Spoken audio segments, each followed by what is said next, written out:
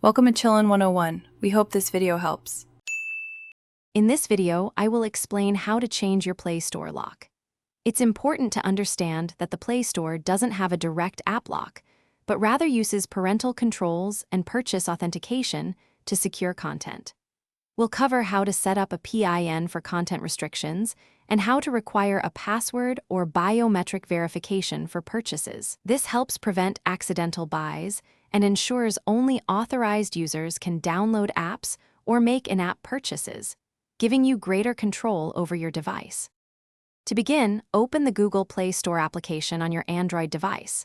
Once it's open, locate and tap your profile icon, which is usually found in the top right corner of the screen. This action will open a menu. From this menu, you'll need to select Settings.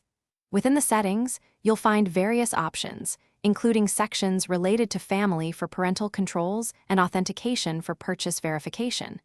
These are the key areas we'll be focusing on. Now, let's set up parental controls. Within the Settings menu, tap on Family and then select Parental Controls. You'll see a toggle switch. Turn this on. The system will then prompt you to create a 4-digit PIN. This PIN is crucial as it protects your settings from being changed without your permission. After setting your PIN, you can choose which content types, such as apps, games, or movies, you wish to filter based on their age ratings, ensuring age-appropriate content. For purchase authentication, return to Settings, then tap Authentication, and select Require Authentication for purchases.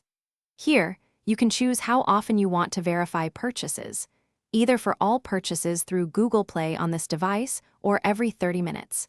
You will likely be asked to enter your Google account password to confirm these changes.